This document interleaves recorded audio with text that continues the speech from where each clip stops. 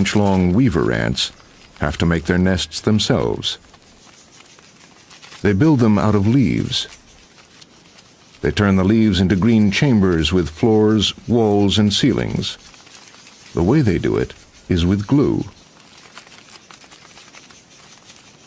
First, some of the ants turn themselves into living safety pins, pulling the leaves together and holding them there. That's one team. Next come the weavers. They pick up larvae, their yet unformed little sisters, take them to the seams and use them like living shuttles, tiny glue guns. They stimulate them to secrete threads of sticky, web-like silk that holds the leaves together. Without any apparent supervision, the ants know exactly where to clamp the leaves and where to apply the silk. There are 500,000 ants in the colony, but they behave as though they were all part of a single mind, each one doing what's needed in the right way to build a complex of chambers and corridors out of living leaves.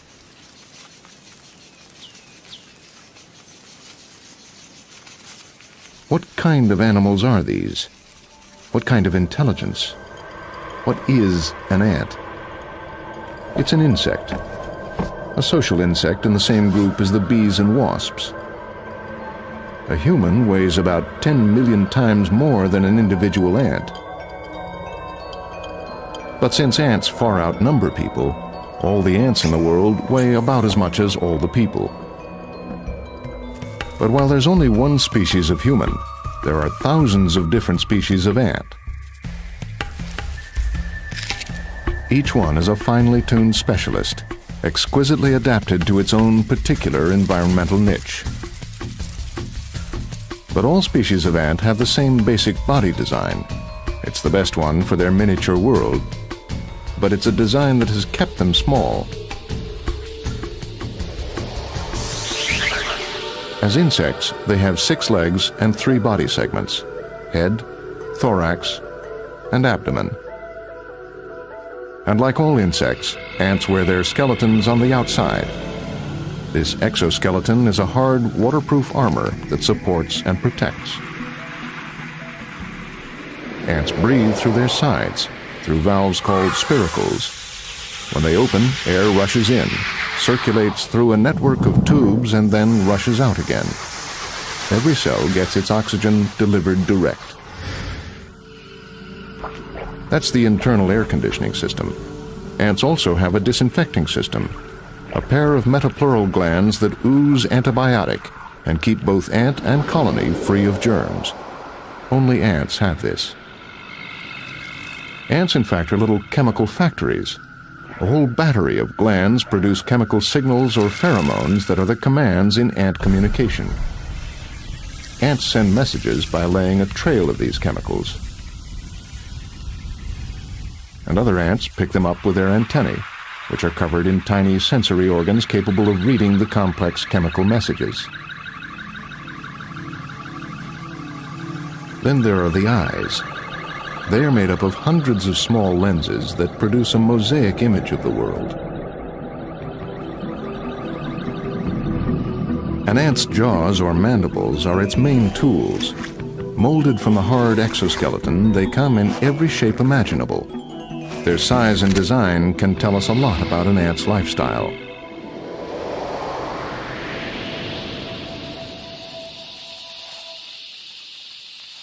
Mandibles are as important to an ant as our hands are to us.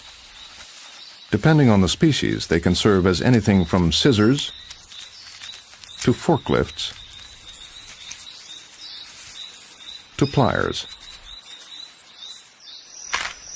Really appreciating the variety among ants means looking at them close up.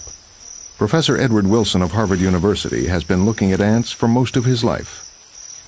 It's easy to think that all ants look alike. I mean, after all, we're looking at them from way up here, way down there, you know, like Godzilla looking at the inhabitants of New York City. But in fact, these little creatures are strikingly different from one another, one species to the next. One ant is typically as different from another kind of ant as a wolf is from a tiger or even a rhinoceros.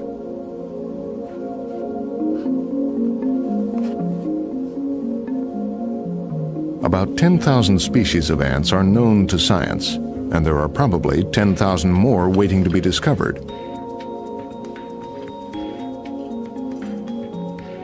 The largest and most abundant group is the Pheidole ants.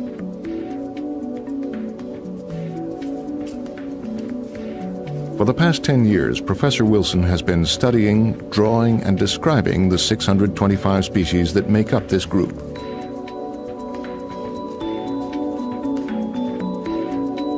Over half are new species, and he is the first person to really see them in detail. Among them, he has discovered ants with weird and wonderful adaptations. Let me give you an example. Two of the species that I'm describing right now have anatomical features which are just amazing. This is a species which has count them, five horns on the front of the head. It uses, I guess, as a battering device. It has two horns sticking out here, two horns sticking out there, and then a horn sticking like a nose out the middle. This was so unusual that I named it Pheidole mirabilis, the miracle Pheidole. Maybe I got carried away a bit with that, but I thought it was truly a wonderful one. Here's another one. This species has a plate-shaped head. I mean, just totally different from this other one. It has big bristles all around the head, but also conspicuously sticking out from around the mouth like a mustache. This one I decided to name Pheidole mistax. Mistax means mustache, the mustache Pheidole.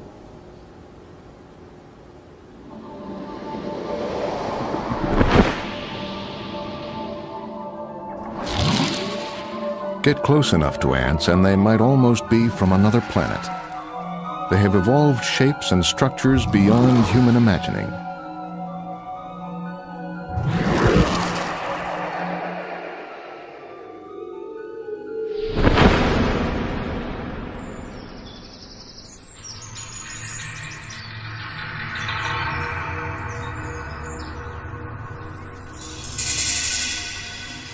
The one thing all ants have in common is society.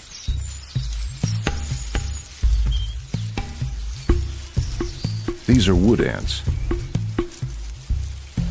They're foragers, predators that go out, find food, and bring it back to the nest.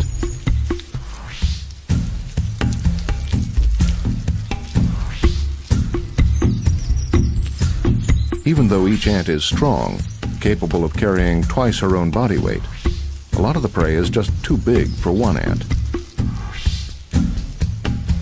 In which case there's teamwork. It's not size, it's not speed, it's not even strength that makes ants what they are. It's this, the teamwork. Hundreds of thousands of cooperating insects spreading through the woodland like a huge digestive tract, pulling anything edible towards the gut of their nest.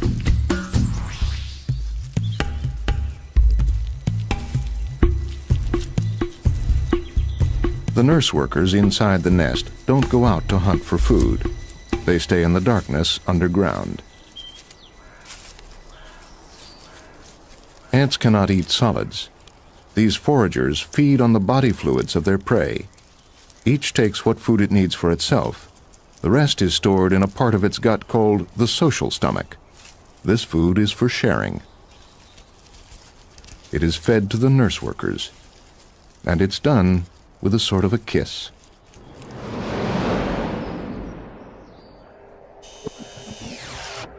The ants lock jaws, and liquid is passed drop by drop from the feeder ant into the mouth of her hungry sister.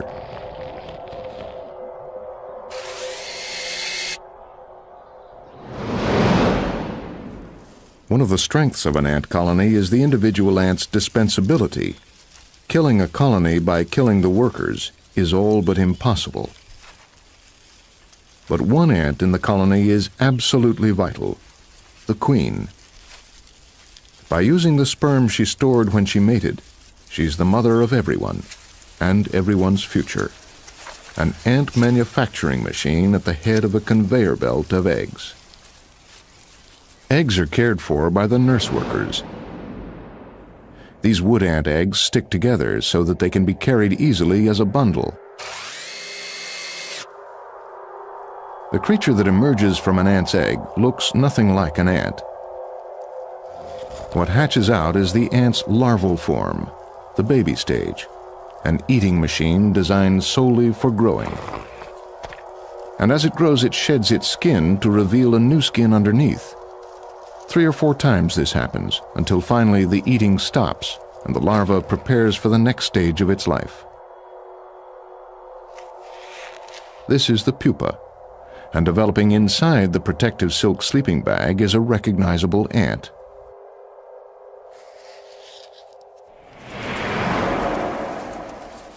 All through this process, the nurse ants take care of their younger sisters, producing a steady stream of fresh, female, but sterile workers. But once a year, every year, they produce another kind of ant, ants with wings. Ants capable of sex. They're the males and fertile females that will spread the colony's inheritance far beyond this nest. They're what make the ants invincible. One day in July in northern Arizona, one colony of harvester ants is doing what all the harvester ant colonies in northern Arizona are doing today: launching.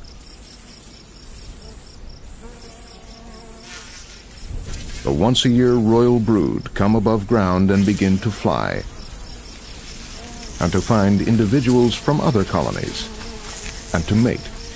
It's a scramble as the males battle to fertilize the young potential queens.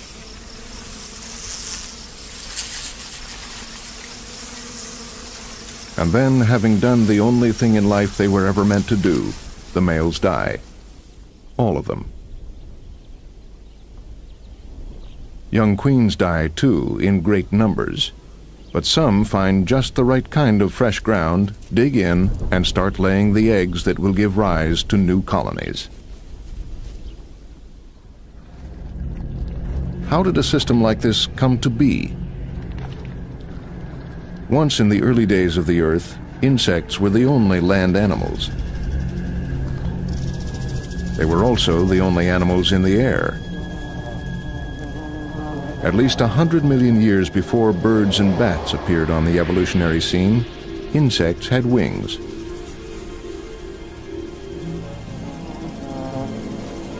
And one of those was a wasp, a solitary wasp living like many wasps that still exist today, stinging and leaving prey paralyzed for its offspring to eat. In time, some of these wasps started building their nests in clusters, probably to help deter predators. They were still essentially solitary, though, and their offspring left the nest as soon as they could fly.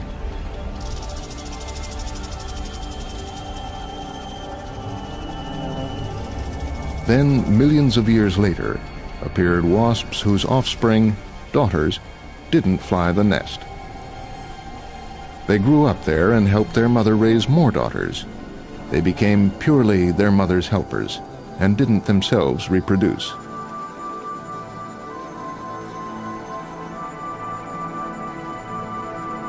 Over time, these wasps began to look more like ants. They lost their wings and evolved the disinfecting glands so that cramped underground living wasn't an invitation to disease. They hung on to their powerful wasp jaws and stings, though, and were among the fiercest predators around by the time the dinosaurs appeared. Ants not only saw a lot of individual dinosaurs come and go, they saw the end of the whole dinosaur dynasty. And ants have been ruling the world ever since.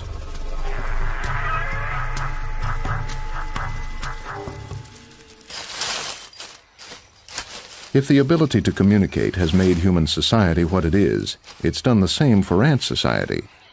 Professor Edward Wilson. I'm often asked, do ants really communicate with one another? And the answer is, of course they do. Tiny animals that live in the ground almost have to communicate with chemicals.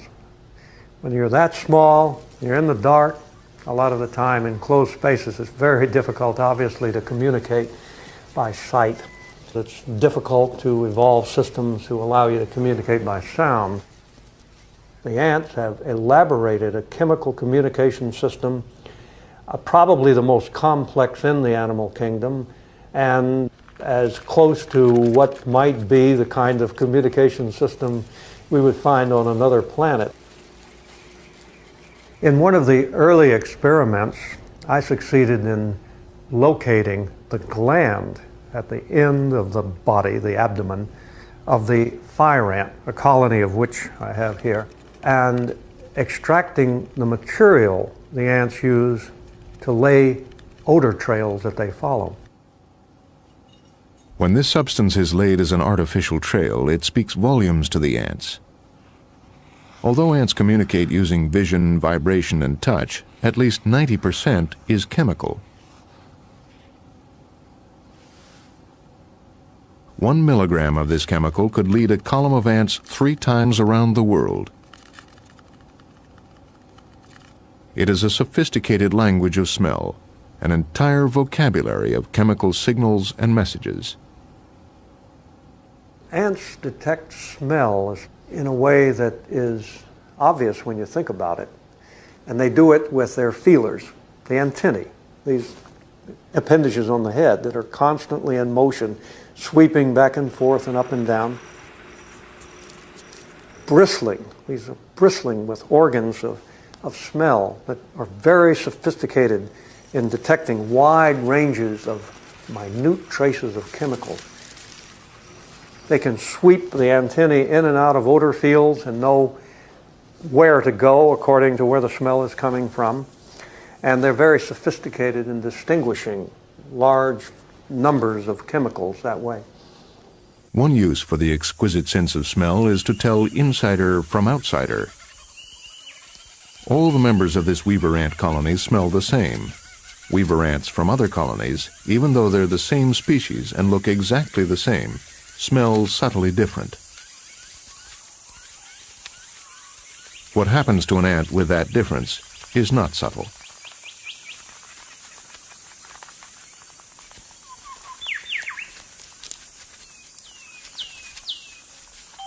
It doesn't matter what you look like, as long as you've got that membership smell. A fact a jumping spider dines out on.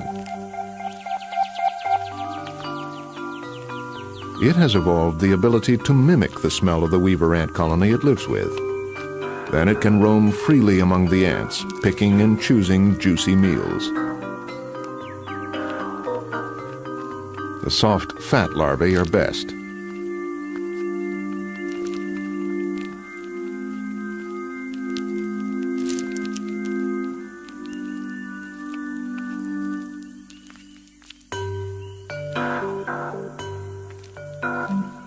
A weaver ant confronts what, as far as she's concerned, is one of her sisters. The ant's just doing her job, carrying a larva from one place to another.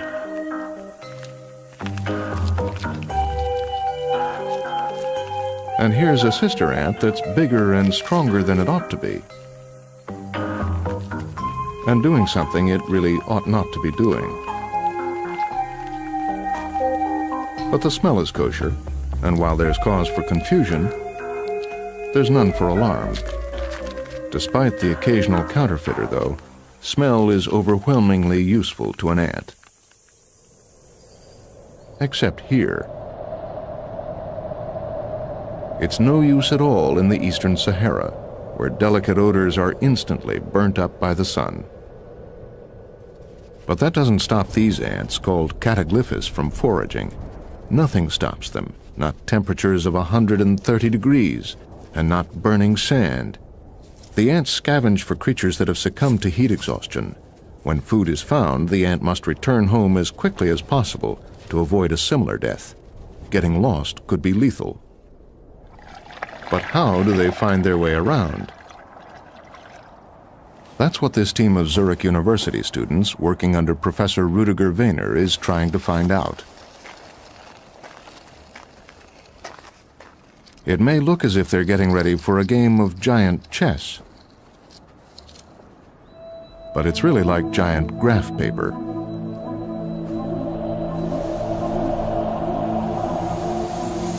and it's used to follow and record the desert ants as they search for food. It has to be done at the hottest time of day, because that's the only time the ants come out.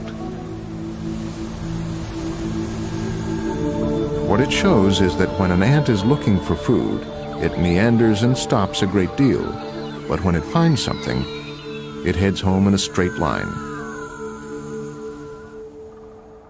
So how does it know where home is? Remember, there's no chemical trail to remind it of the direction.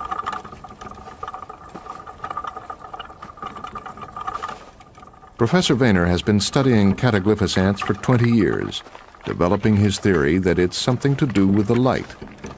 What's more, it's something to do with the sky. Professor Wehner's trolley-wheeled orange filter changes the way the ant sees the sky.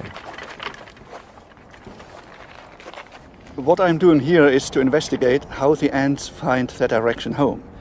For this, they have to use a compass, much as we use a magnetic compass to find our direction home. But the ants, they use a skylight compass, a compass based on a pattern in the sky that is invisible to us. If you look up to the sky, for you it's uniformly blue. But the ant sees a pattern, a structure in the sky. And this structure is called, physically, the pattern of polarized light. Using their skylight navigation system, the ants are able to determine accurately all the points of the compass.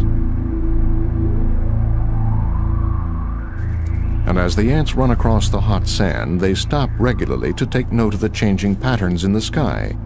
But just how much sky, Professor Wehner wondered, does the ant need to see?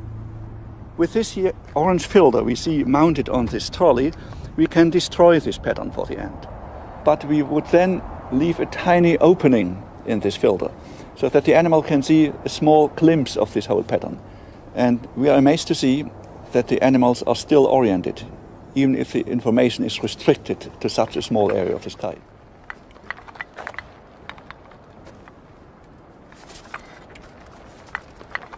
But is the sky all the ants use?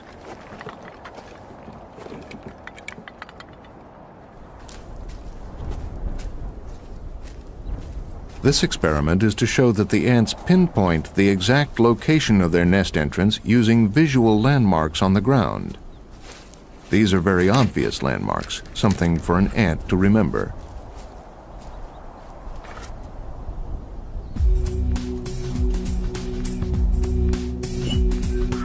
The ant needs to find its way home to its nest.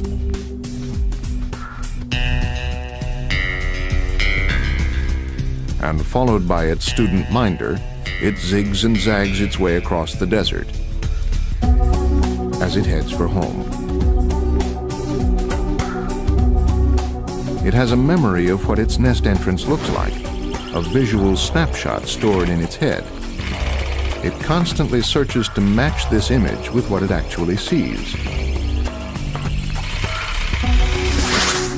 And when the match is made, home cannot be far away.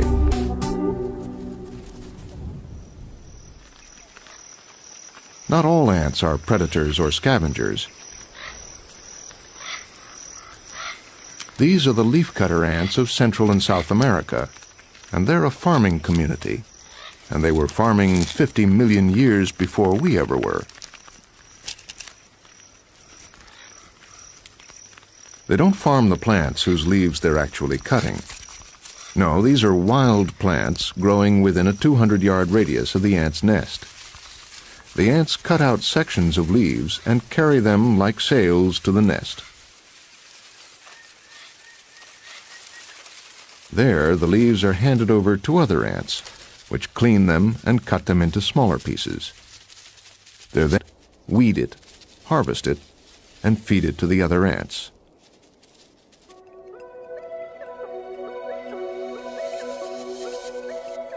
It's a complicated operation, and it takes specialists to run it.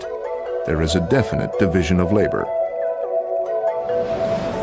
The tiniest ants spend their whole lives in the small, dark chambers planting the fungus. Next up are the mulchers. Then the chewers. The largest workers are the porters, the outdoor ants that cut the leaves and carry them. And then the soldiers, which don't labor but simply stand by to defend the nest. And the very biggest is the source of all the ants, the mother of the colony, the queen. Each individual is created for its role, specialists on an assembly line that is supremely efficient.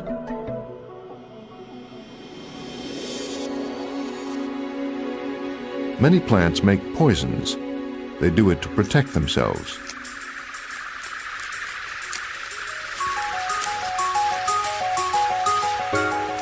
But because the leafcutter's fungus is able to neutralize most plant poisons, the ants themselves will take almost anything back to the nest. It's a big advantage. They can cut whatever's handy.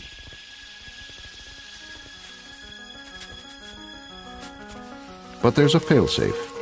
Just in case some plant makes a poison that the fungus can't handle, the porters are always careful to stay to separate pathways, to deliver to separate entrances and separate farmyards.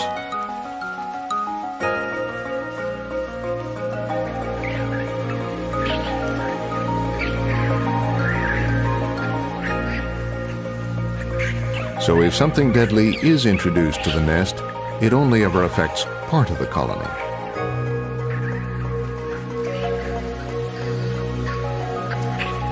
And if part of the colony dies, it doesn't matter. The colony just expands in another direction.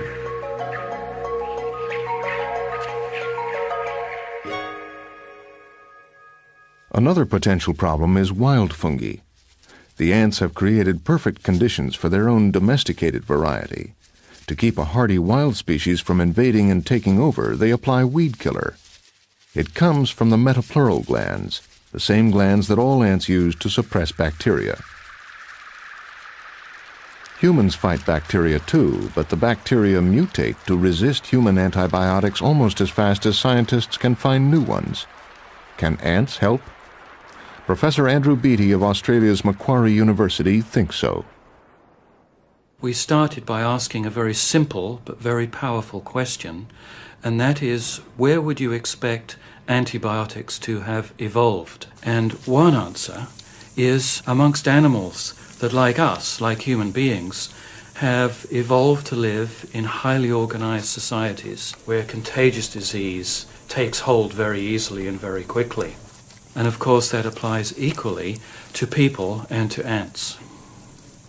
One of the big problems about ants, of course, is that most of them are very tiny, and so we were looking for the biggest possible ones to start our research, and the Australian bull ant is one of the biggest in the world.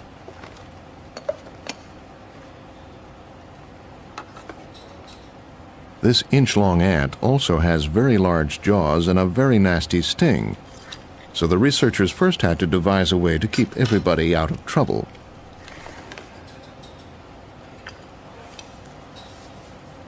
A wild bull ant is virtually germ-free. The antibiotic nature of the liquid that oozes from its metapleural glands keeps it free of bacteria and fungal infections, and much cleaner than human skin. Although the bull ant is a big ant, the opening to the metapleural gland is very small. A microscope, a steady hand, and a microfine glass pipette are what's needed to draw off the liquid.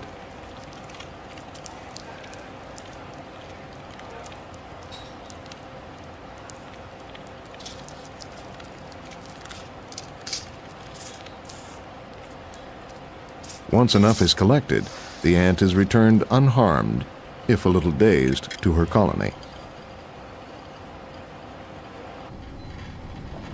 In the lab, the secretion is tested on a range of bugs that cause diseases and infections in humans. It's been shown to kill bacteria that are resistant to many common antibiotics.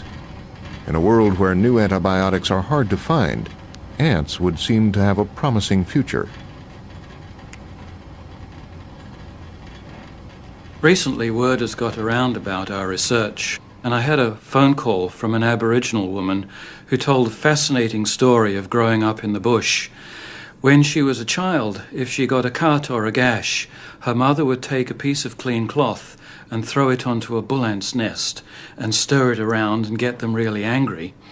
Then, when the cloth was covered in these enraged animals, she would take it off with a stick and shake them off, and then she would use the cloth to bind the wound.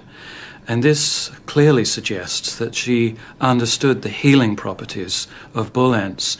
And from this point of view, I feel that our discovery is in fact really a rediscovery.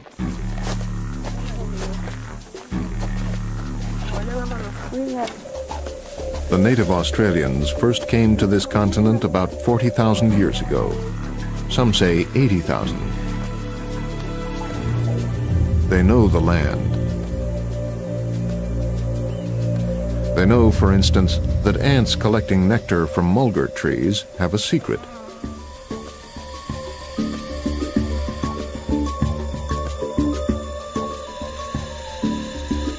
It's a secret that gets the ants through the hard, dry times, which is most of the time in the vast interior of Australia.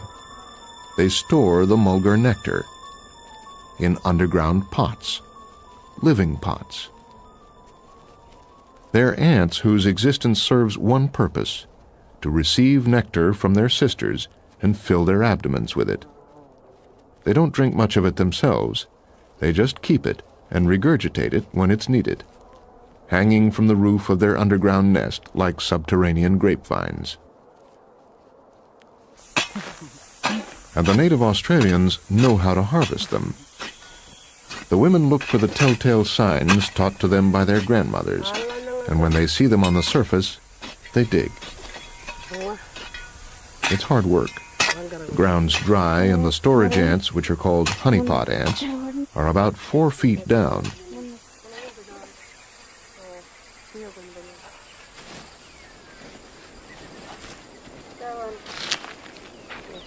It takes hours sometimes, and great skill.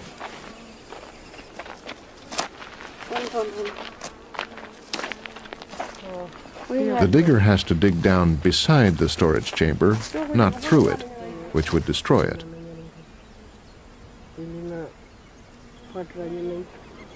And the honeypots have to be prized out gently so that they don't burst. Careful handling ensures few honey sacs are broken.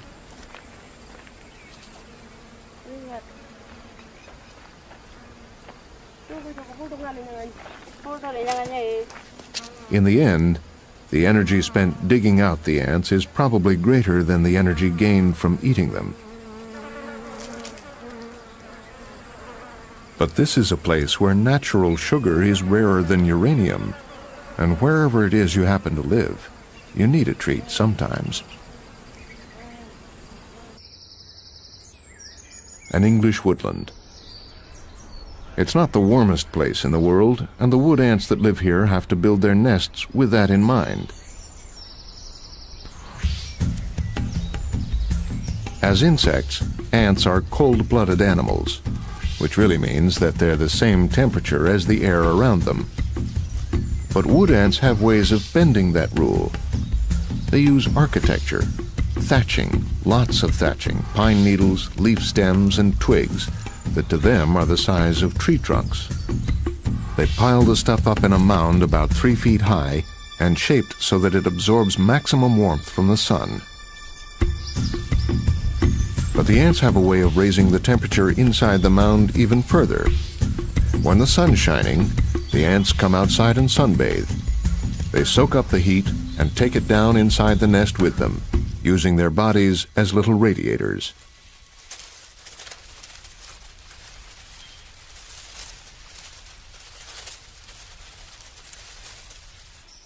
The wood ants turn a stack of twigs into a world with its own independent climate. There are even internal variations, with the warmest parts in the center. One reason the heat is necessary is that the delicate larvae have to be kept at a more or less constant 74 degrees. And as the heat in the nest goes up and down and shifts throughout the mound, the nurse ants, carrying the larvae, have to keep chasing that perfect temperature from chamber to chamber. What wood ants have done for themselves is to open up natural barriers, Their heating system means that they can live in parts of the world that, by rights, are too cold for ants.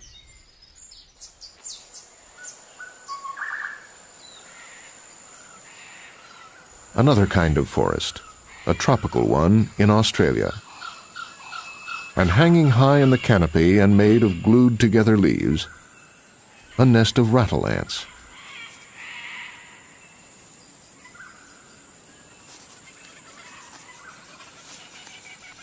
Inside, it looks like ant business as usual. If it weren't for the green floor, these could be any ants underground. Except, what are these big things? They're not larvae, at least not of ants. This is a caterpillar of the small oak blue butterfly, and it has a little nozzle on its back. From it comes a nourishing liquid called honeydew, which the ants collect like dairy farmers. By being useful to the ants, the caterpillars gain their protection. And they're useful for more than just their honeydew. Up on the roof, danger. The caterpillar seems to sense the spider. It signals on the leaf floor. The ants become agitated and prepare for battle, flexing themselves and getting their weapons ready. They peek out to see what the actual danger is. A spider. And then it's all mandibles on deck. They spray at it and drum the leaf, making the sound that gives rattle ants their name.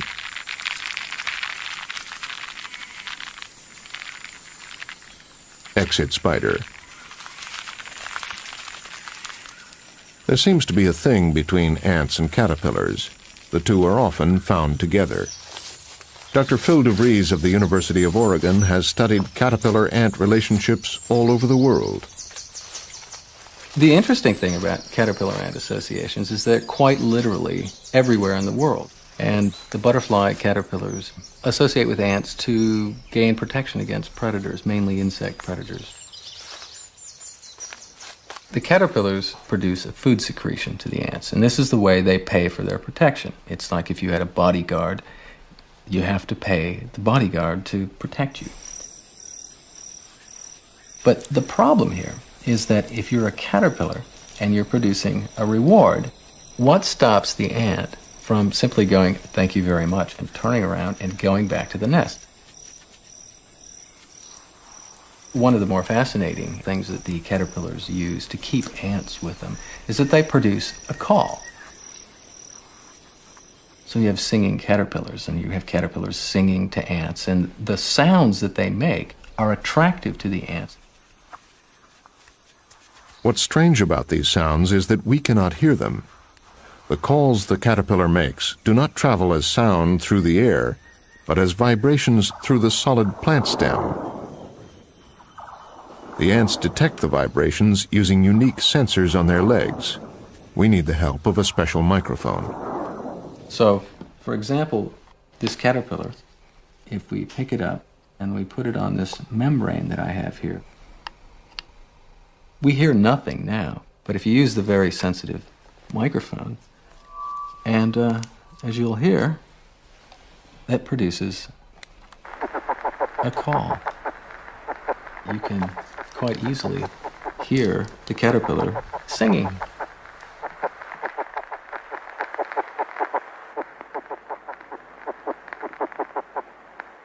Now, think about it. How many caterpillar calls have you heard? And what's neat is that every morning there's a dawn chorus of caterpillar calls that nobody hears.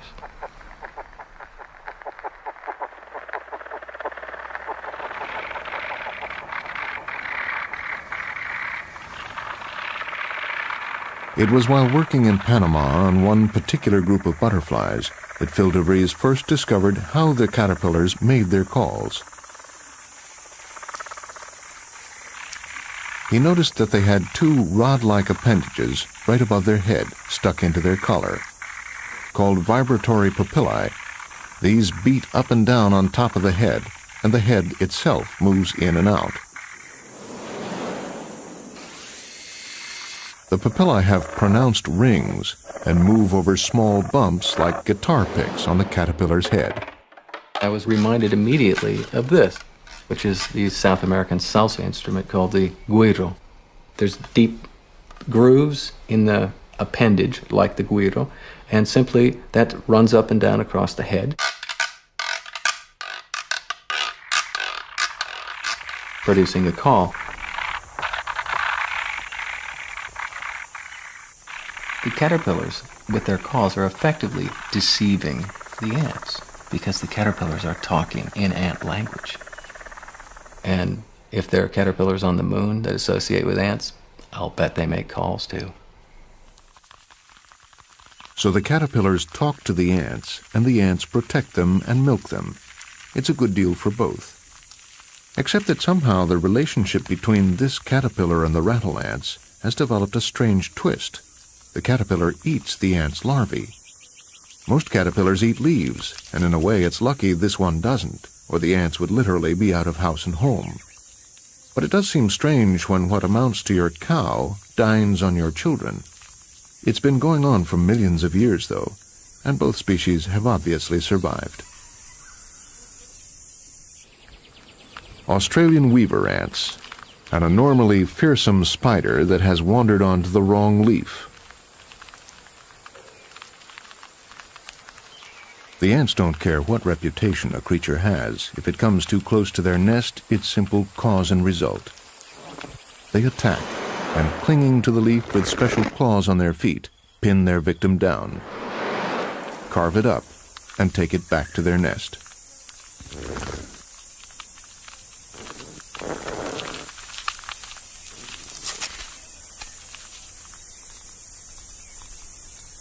What enables ants to behave this way in perfect cooperation is that they all have exactly the same instinctive response to the same set of events. They're programmed. It's their strength, but also sometimes their weakness. And this little Thomasid spider, which looks like nothing compared to the monster spider the ants have just dismantled, knows how to hack into the ant's program.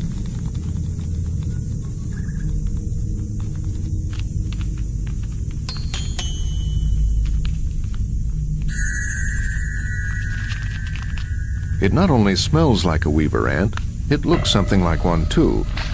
The ants tolerate its presence.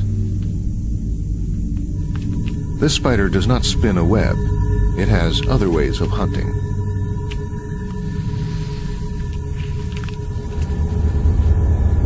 The lethal bite.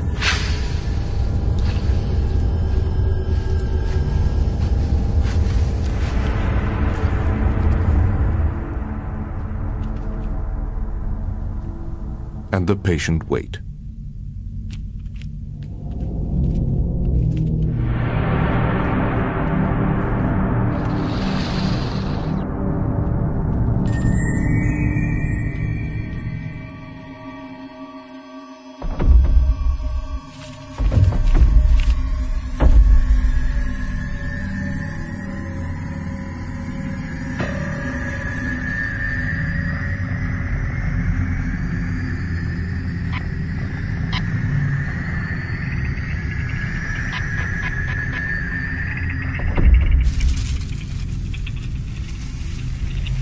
Ants, with their social organization, can be the most effective predators on Earth, but cross their wires and they're pushovers.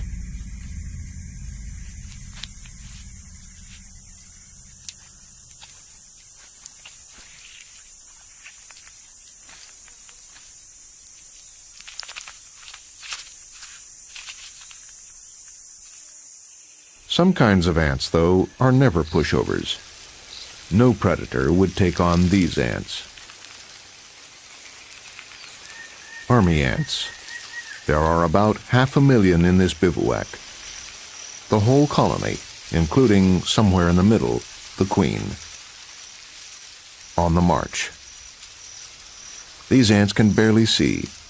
Blindly following chemical trails laid down by their nestmates, they take everything edible in their path. And there's very little anything else can do about it. You could say they're a mob, but more organized and more single-minded. To the wasps watching the pillage of their nest, this colony might be a huge amoeba with tendrils spreading through the forest. but more than an amoeba too, because each of these ants has a brain. Not a very big brain, but all of their processing power added together gives them a kind of collective intelligence. Is that what ants are? A big, many-legged brain? Professor Nigel Franks. I think that what most impresses people about ants is just how incredibly well organized they are at the collective level, at the colony level, and how incredibly determined they seem to be.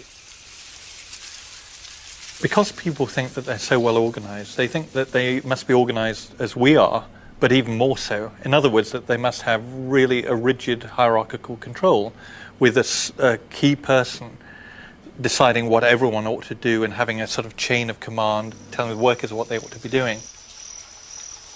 But most ants, it seems, are organized from the bottom up rather than the top down.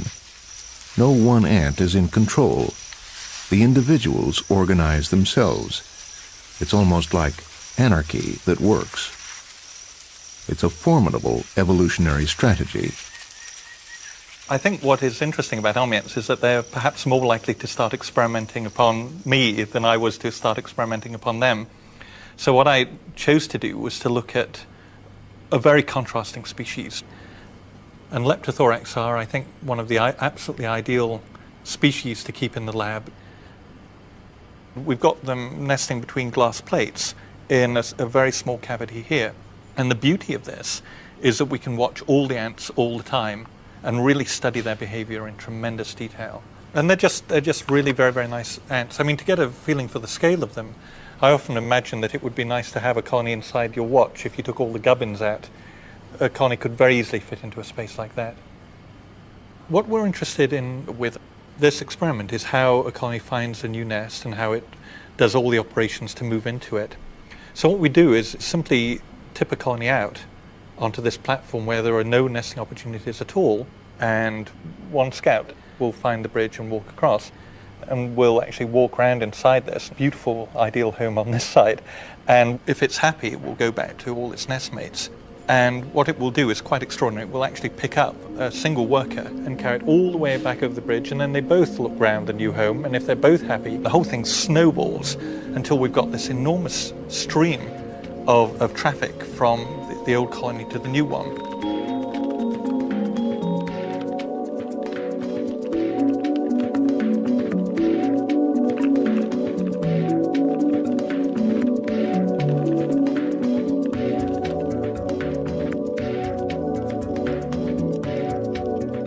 When the whole colony is safe inside the new nest, some of the workers begin building a protective wall across the entrance. Grains of sand become huge boulders in the jaws of these tiny ants.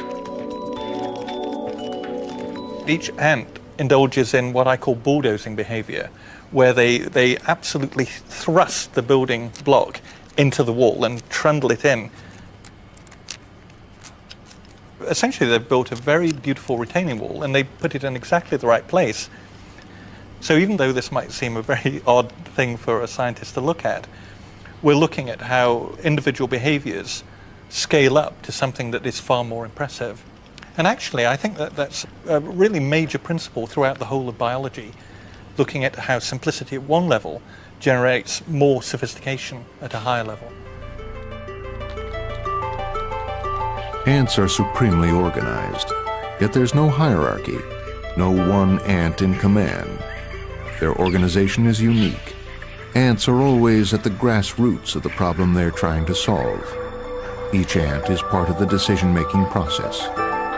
It's the way they've been solving problems for 100 million years. Ants really are the ultimate millennium bugs.